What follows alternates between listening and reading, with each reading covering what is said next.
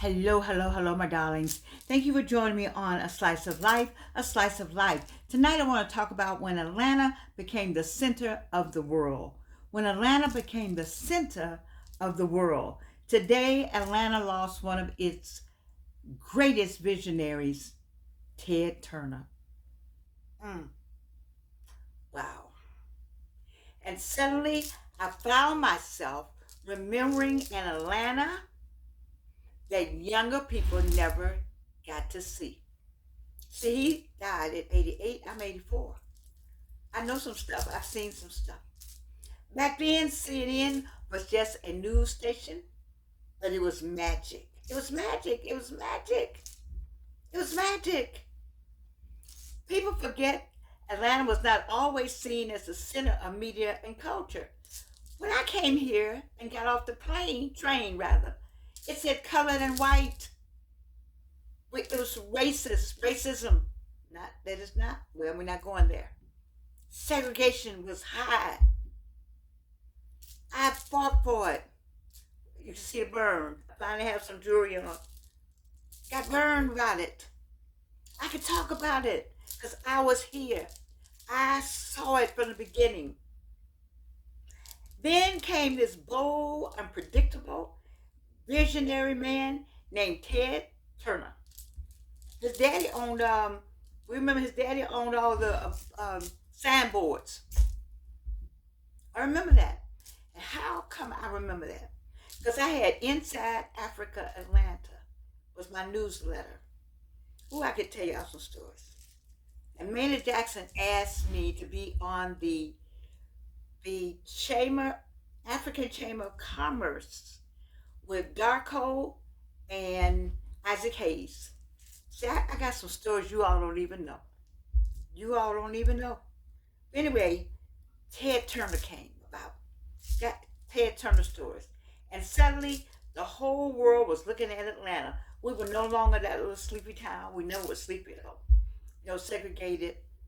I had friends still wondering why I was still in the South. Because you could see and feel like Atlanta was electric. And I had worked hard. And I had a husband here. I worked for it. And so the CNN Center, when they built that, ooh, we went down there. You have not, see, you don't even know. They had something called Marty Krofft. I had to ask my daughter. Marty and something Krofft. And it was like tall puppets hanging out from the ceiling. I think it was a ride. You could take a ride. You could ride on things. And for me, I thought that the CNN Center was like the first really popular indoor eating place, where you could get everything. So it had a skating rink because they would have the ice skating rink there in Atlanta. Ooh, that was fine back then. And then they had restaurants. I think Schmidt may be still down there. Was it Schmidt back then? I'm not sure. But they had fine restaurants and families came downtown. You parked, nobody worried about anything. You parked and you brought your family. Because I took my daughter. It was fabulous. And then they had a movie. You could go to the movies in the CNN Center. I bet you didn't know that. Like I bet you didn't know you could go to the movie at Greenbrier Mall downstairs. Oh, I wish we could bring back some of these places. I don't know. I think it would just be great to have them as places for people to visit and to know how fine this city was. When they said the Phoenix is rising, when you get that Phoenix Award, which I have one, thank you, which is the highest award you can get in the city. Yes, I have one. So the Phoenix are rising. The Phoenix did rise in Atlanta. We had movie house at Greenbrier, and then we had a movie house in the CNN Center. And then what made this special was my friend, the late Sandra East Jackson. Sandra was friends with Burt Reynolds. Yes, she was. I don't know. She said, Georgianne, Burt gonna be downtown. Burt who? Burt, Burt Reynolds. And I don't know if I took Avalon or not. I have to ask my daughter because I didn't talk about this with her today. But I think we went down there. But anyway, I have a picture of Sandra and Burt Reynolds because they were friends. And we were all down at the CNN Center. The CNN Center, when they took down that sign, I was thinking, how could you take down The CNN sent a sign. If you just should have left a sign there in memory of this man, maybe we can get someone to bring the CNN name back to that spot because that really meant something. It meant something to have news on all the time. See, the TV used to go off at midnight. What's that man that sings, the Thomas man? What's that song he sings? And when the TV goes off, I still think about her. You know that song where he whines? Everybody loves that song. All the children know it from every generation. Oh my God, I don't know why I can't think of. I can't even get a tune out, but I can hear it in my head. Anyway, I digress. TV used to go off.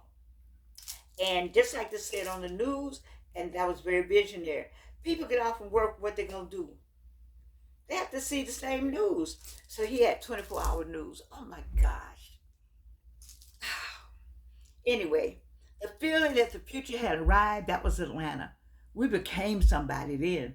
You know, for us, Atlanta, we felt we had arrived. We had CNN. You know, my friends used to say, y'all got CNN in Atlanta. You been there? Yes, I've been there. Yes, I went down there. It was wonderful. You could go in and see, and I think they had to stop all that. But he was just glad to have you down there. Because we remember the little White House on West Peachtree is where TBS was. Why do I know all this? I'm sure it's because of Zanona and the National Association of Media Women Atlanta chapter, which Zanona was the president, as one of the founding members of the organization. And I was one of her presidents.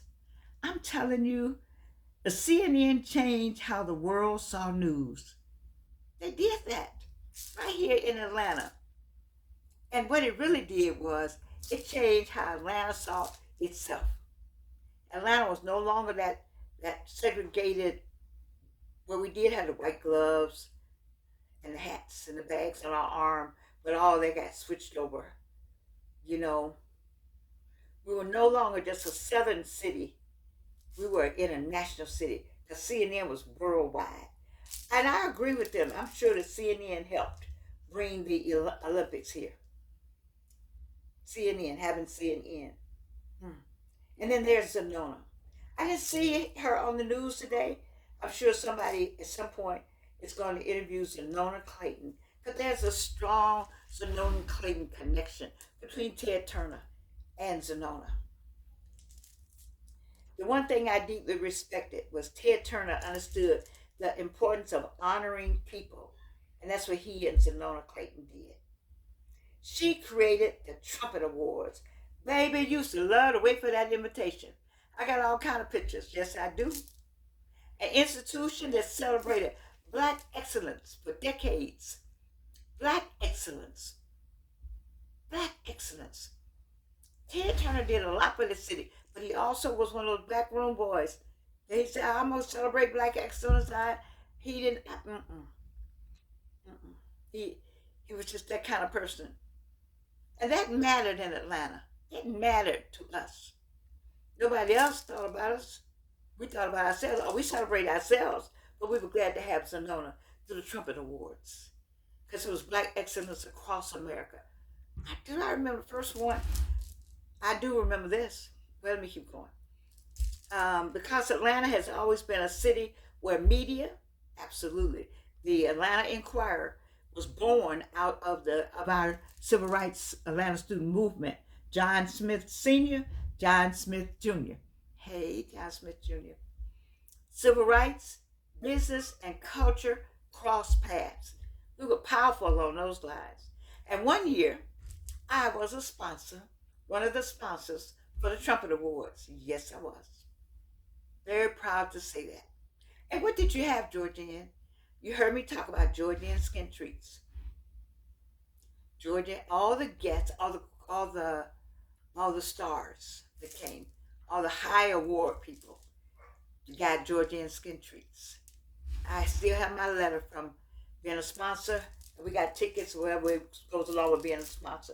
I was very proud of that time, in that moment. Visionaries are complicated people. Yes, we are. Visionaries are complicated people. Yes, we are. The visionaries change landscapes. Yes, we do. Ted Turner imagined things before other people could see them. Yes, he did. Now, yes, he did on that. And yes, we do. 24-hour news, global broadcasting, Atlanta as a media capital. Ooh, I'm proud to say all of this. And whether people agree with him or not, now he changed the world. We changed the world when we marched and fought for civil rights under the Atlanta leadership of the Atlanta Student Movement, the visionaries associated with that. But he changed the world with the news. So today, I'm not mourning a celebrity. No, no, no. Mm-mm. I'm remembering an era. I remember it. He's 88. I'm 84. I'll be 84 in August 2nd, God willing. When Atlanta dared to dream big. And for a moment, all of us felt like the future lived here. We were Wakanda back then, and we were Wakanda still.